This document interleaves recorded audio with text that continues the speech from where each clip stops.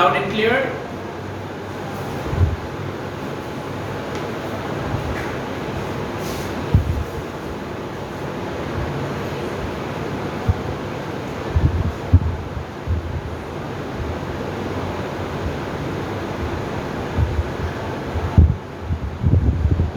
Okay.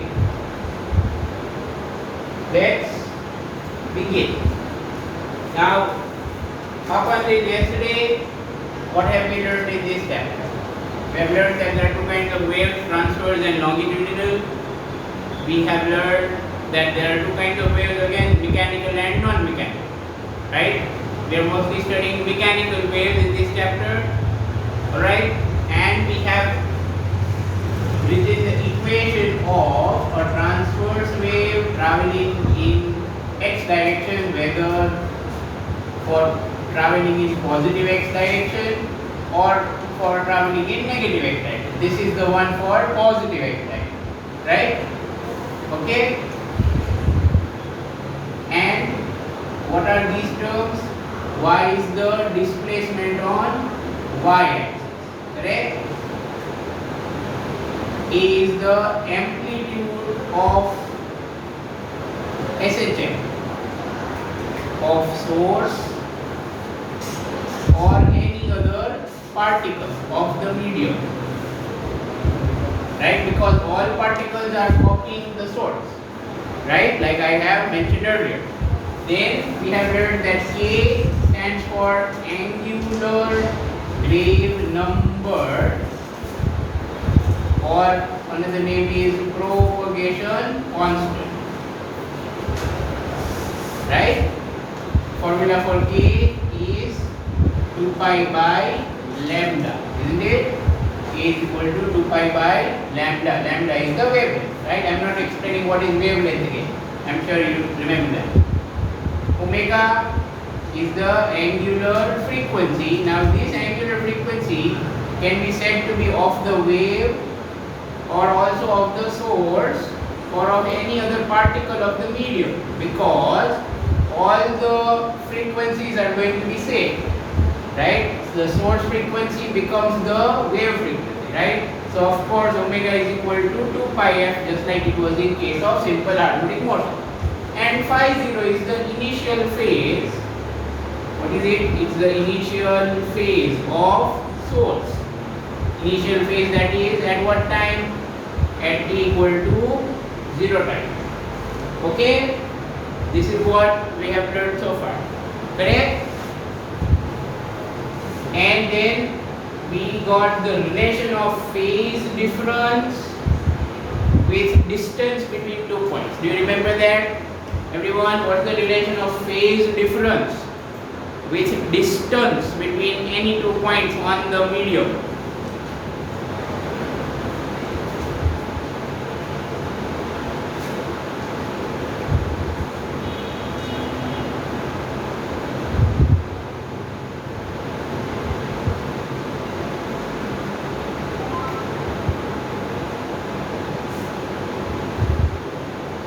Okay, very good. Phi is equal to A delta x, right? Which you can also write as 2 pi by lambda into delta x. Again, if you don't want to get into the formula or anything, I told you that what happens is that when the wave travels, if the distance between any 2 points is lambda, let's say these two, right? And the wave is supposed traveling in this direction, then this point will have one more oscillation always than that one at any point of time, right? Reason is when the wave would arrive here, it would start oscillating, but this would not be oscillating. So this second point will start oscillating after one time period or after one complete rotation of that phasor. Again, don't forget the phasors, right? So there will be a difference, phase difference of 2 pi between the points A and B. There will be a phase difference of 2 pi. Clear? So that's what we have learned, that it's like A is one cycle ahead of B. Alright? Well then. So this is what we have done so far.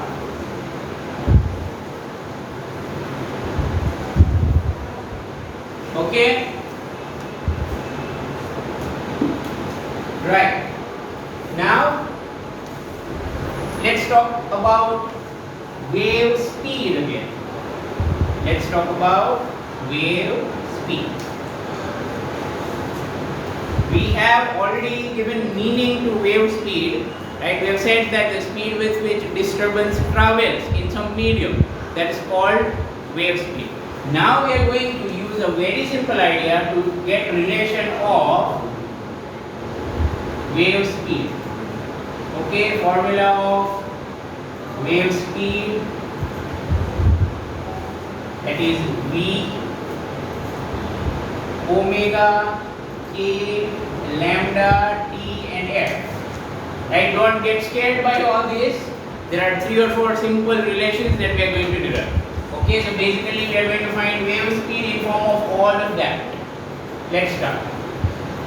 Suppose that here is source and this is the string. Okay, where you are going to oscillate the source at time t equal to 0. This is the photograph. This is the photograph of the string at t equal to 0. And at that very moment, we start oscillating the source. Okay, at that very moment. So, do you realize that after a time t, capital T, after a time capital T, the source would have gone up, down and then come back to the mean position, yes or no? In a time capital T, from here to here, the source would have gone up, down and then back to mean position, completed one oscillation, yes or no?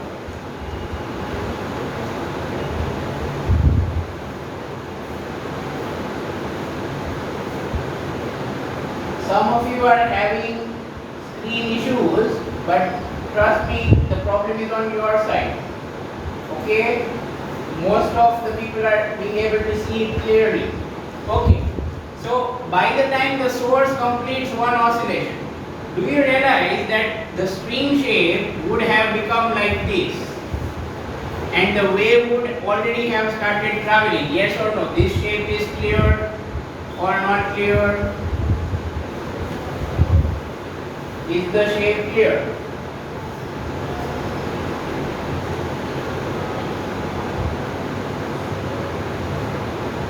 I repeat, source first went up, so string has gone up.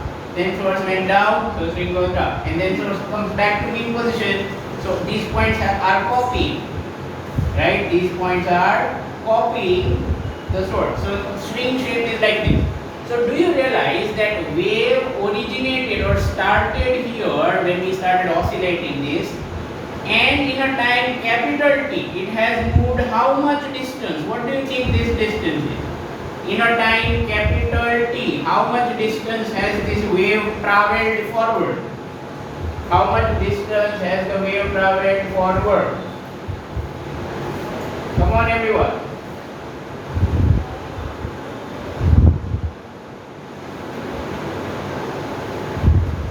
Lambda means what? Lambda means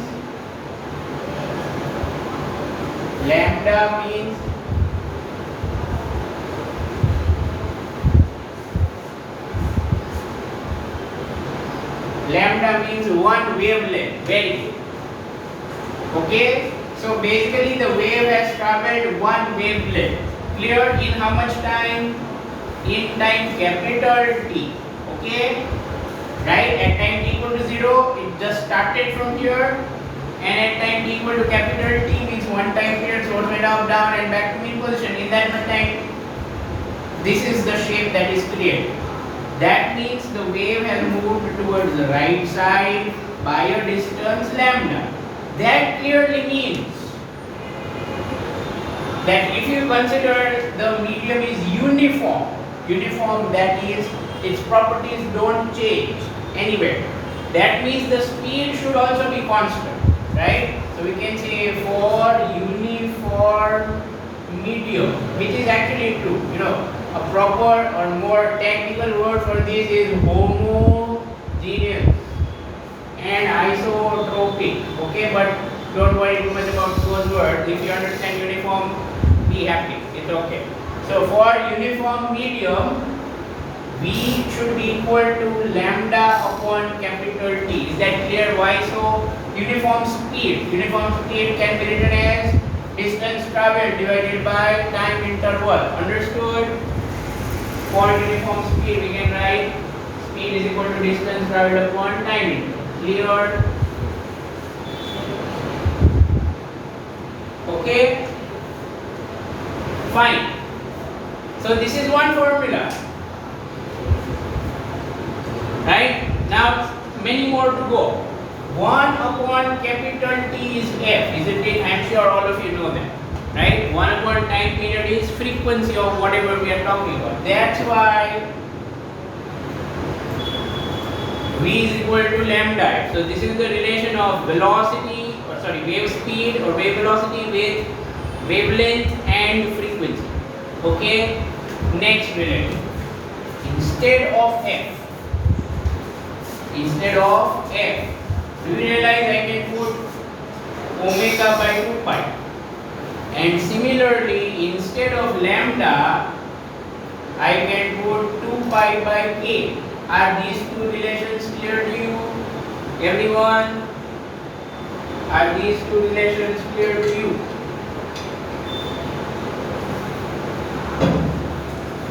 Okay then. Let's use them here. Therefore, V is equal to, what is lambda? 2 pi by k. And what is F? Omega by 2 pi. Okay? Use some ninja technique and these two are cancelled. Therefore, V is equal to omega by k. Clear? This is the third relation. If you ask me, all of them are same and I will only worry about remembering this one. Okay? I will only worry about remembering this one. Because from here you can go there easily, from here you can go here to that one easily. Understood? Clear or not clear, everyone? But yes, you should know these two, only then you can go there. Okay? Okay or not okay? So many things, so many formulas to remember. Trust me, the waves chapter is easy. Once you get bored of whatever formulas there are, right? Okay? So now we have completed the equation part of the wave, the discussion of equation part of the wave. That is, if someone gives you any kind of equation, let's say suppose I write something like 2 into sine 100x minus 50t plus pi by 3 centimeter, something like this. Then if someone gives you equation, then you can easily compare it with the standard equation. Isn't it? What's the standard equation for moving on right side? It would be a sine kx minus omega t plus 50. Okay? So like this you can get all the values, correct? And then you can find all the quantities, wavelength, time period, frequency, angular wave number, and amplitude, and whatever you want. Understood? Clear or not clear what I've said? Okay, let's begin. So now, time for textbook example. Okay?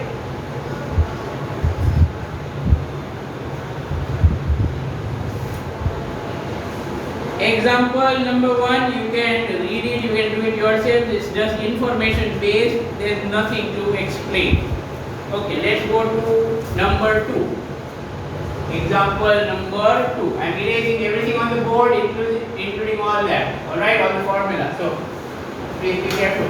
Make sure you have written it.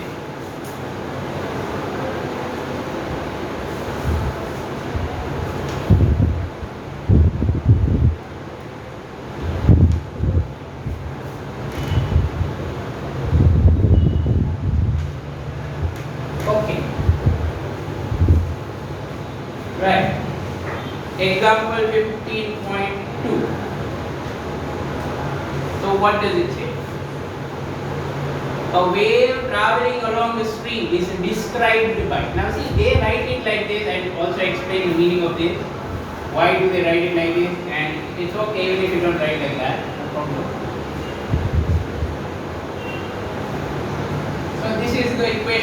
was in which numerical constants are all in SI unit. That is basically everything is in SI, right? Everything is in SI unit. Okay? So we have to find a few things. Number 1, amplitude. Number 2, wavelength. Number 3, time period and frequency. Okay? Then what else do we have to find? Also calculate, I am calling that part B. Also calculate displacement. Okay, fine, let's keep it for later. Let's finish the first 3 parts. Okay, let's finish the first 3 parts. So we are given this equation. Amplitude, there is no big deal here, isn't it? You just compare. What's the equation? Y equal to A sin kx minus omega t plus phi 0. Okay. So I was telling you, why do they write like this? Why do they write like this? What this means is y depends on, for math students, y is a function of, okay, y depends on x and t. Clear? Y depends on position, on that is x coordinate, and time. Okay, that's why it is written as y of x comma t. Okay. A is clear, I am sure. Okay. Now we want to find lambda. But from this equation, which quantity can be directly related with lambda? Think about it. From this equation, which quantity can be directly related with wavelength? K, very good. Well done. K. So how much is K? K is 80. Okay. Now I have not told you the unit. I have not told you the unit of K so far, right? But you will get an idea if you think of this name. Angular wave number. First of all, wave number is how many waves per meter, right? Wave number is how many waves per meter in SI. But because it is given as angular, so basically if you think of how we get K, K is 2 pi by lambda. So because we are multiplying it with an angle 2 pi, so that's why this becomes radian per meter. Okay, that's why the unit of K is radian per meter. Another way to see it. Do you remember phase difference formula? Do you remember phase difference formula? Phi equal to K delta x. So what should be K? It should be phi by delta x, isn't it? Phi for angle. The phase difference is in radian. And displacement or distance between 2 points in meter. Understood? Okay, fine. Let's get back to the question. So K is given as 80 radian per meter. Now we want to find lambda. Well, as simple as it could be, right? Just put it here and you're done. Okay, so answer will be pi by 40 meter. Understood or not? Lambda will be pi by 40 meter. Okay.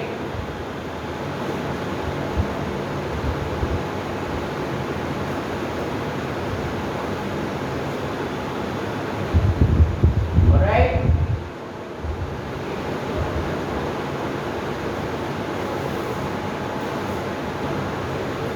Fine. Let's go to the next thing.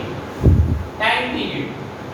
Now, time period is related with which quantity amongst all this? Think about it. Try to recall relations that we have learned earlier. Can you recollect time period is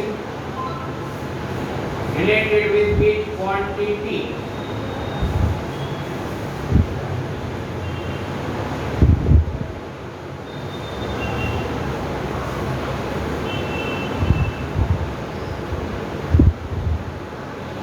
Omega, yes, very good.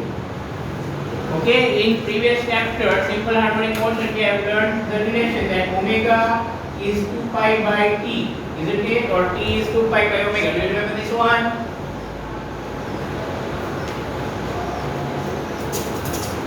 See, some of you might have a question, sir, why are we using SHM's formula in this chapter? Well, because this wave is a simple harmonic harmonic wave at every point on that string. What is every point on the string doing? Is it doing disco dance? What is every point on the string doing? I am asking you, what is every point on this string going to do as the wave travels? What will every point do? Going up and down, but what does it do? Which kind of motion does it do?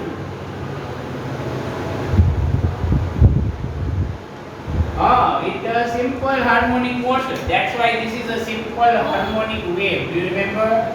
This kind of equation is for which wave? A simple harmonic wave.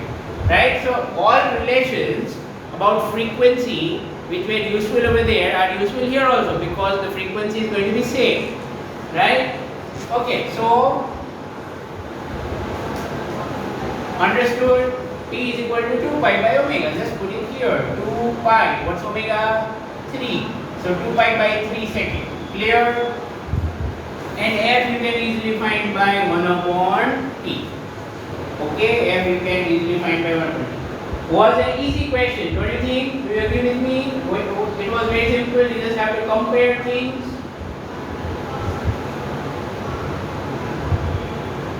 Okay, let's go to the D part, the last thing given in the question. Okay, I'm erasing this here. Okay. Fine. So what do we need? We need to find displacement y of the wave. Now, the question says find displacement y of the wave. In reality, it is the displacement y of the particle. Right? But because of the particle is moving due to the wave, that's why it's written like this. Okay? But remember, wave is not an object. So wave cannot have displacement like a particle has. Right? Typically we say that wave is moving towards the right side. That's the pattern moving towards the right side. Okay? Nothing else. Particles are moving in vertical direction, that is on y-axis. Right? So displacement is of the particle. At which distance? 30 centimeter. And at what time? 20 seconds. Okay. So basically, we have to find that suppose here is one particle which is at distance 30 centimeter. Then where is this particle on this line? That is, what is its y coordinate? What is the y coordinate of the particle at x equal to 30 centimeter and at t equal to 20 seconds? Did you understand the question? At this time, what is this particle doing? That's what is the question. Where is it? Clear or not clear?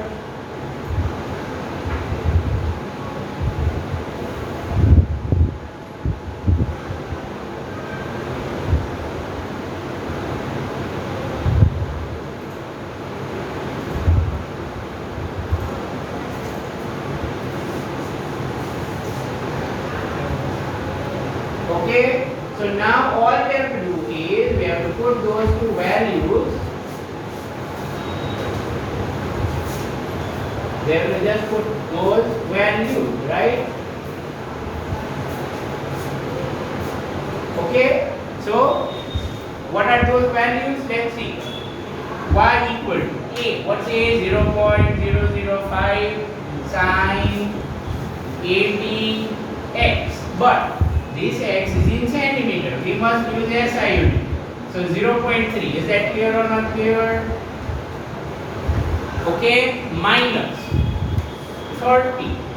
Sorry, minus 3. T. What is T? T is 20 centimeters.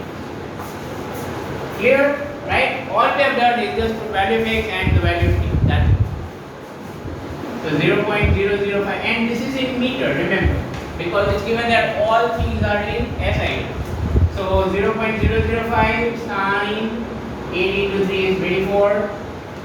Right? 0.3 is 24. And minus 60. Okay. Alright. So now we have to find out the value of sine of this angle. Right? We have to find the value of sine for this angle. Now see, this angle is not degree, mind well. This is not in degree, it's in radian because we have used SI unit everywhere. So this is sine of minus 36 radian. It is sine of minus 36 radian. So first of all, we will have to convert this to degrees, right? Okay, but yeah, let's do one thing first. Put this minus sign outside because we can use the property. What property? Sine of minus theta is minus sine theta, correct? Okay, so minus 0.005 sine 36. This is radian. This is in radian. Clear? So we will have to convert it to degrees first. So how to convert radian to degrees? 36 radian. So multiply by 180 degrees divided by pi. So how much will this be? Okay, I am banking on you now. You have to give me the answer. I don't have calculator on my hand. You have to give me the answer by converting 36 radian to degree.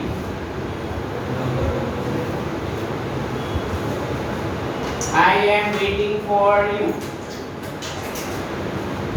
You have to convert 36 radian to degrees. आटली વાર न लागे.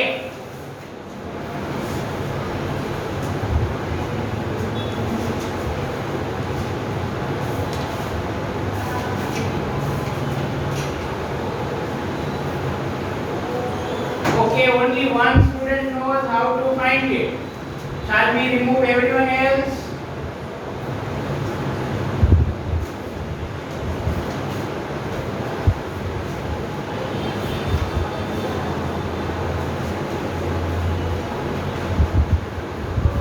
Everyone, convert that to degrees. I want your answer.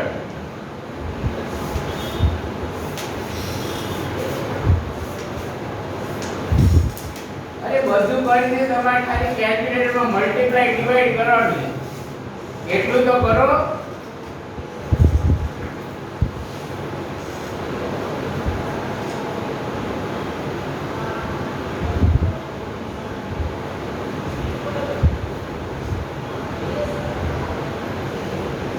Trisha, exact answer.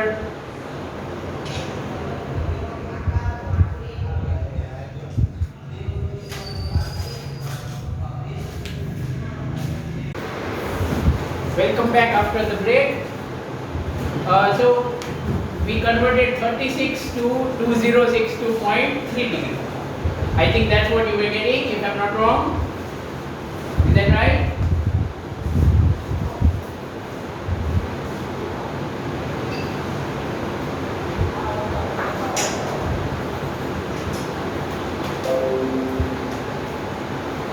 Okay? Yeah. What did you say? 2063.6. 2063.6. Okay, no problem. Fine. Never mind. So now, this 2063.6 degree can be written as 1800. Isn't it? 1800 plus 263. You understand what I am saying? This can be written as 1800 plus 263.6. Fine, everyone.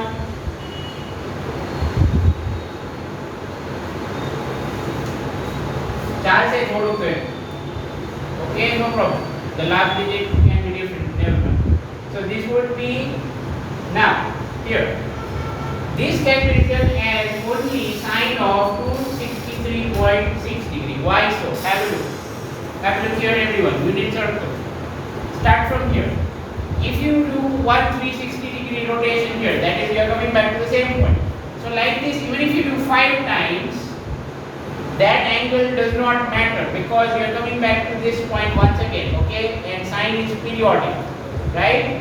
So now if you do it 5 times and then you go to 63.6, so that's why we get this step. Is this step clear?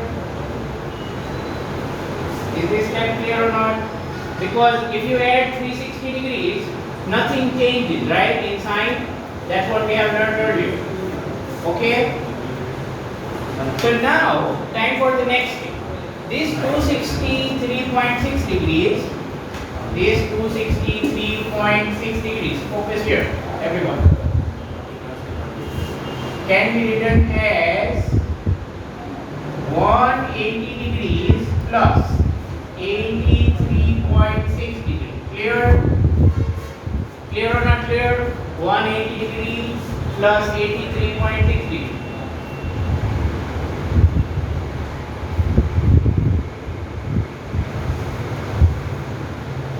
And 180 plus 83 will give 263. I hope you realize that. So why am I doing that? Because then we can use this relation. What relation? Sine of pi plus theta. Pi means 180 degree. Okay, sine of pi plus theta is minus sine theta. So this angle, if I am going to write it as sine 180 degree plus 83.6 degree, then using this relation, using both of those, I can now write this as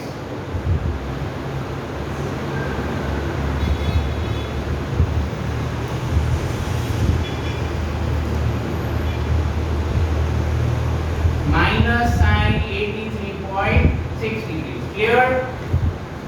I can now write this as minus sine 83.6 degrees. Understood?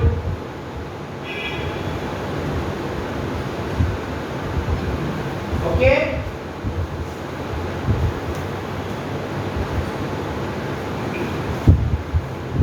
Right? So now how to find sine 83.6 degrees?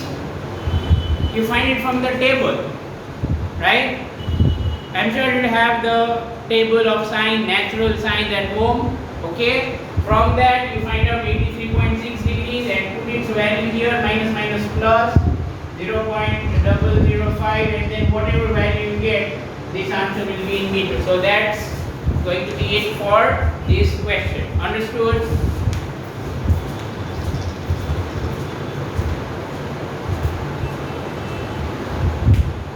Okay, so the rest, that is just finding this from the table, is for you to complete. Okay, and then multiply so you get the answer. Right? Okay, now we must stop. Right? Okay, the time is up. We will continue the next time. Right? Goodbye.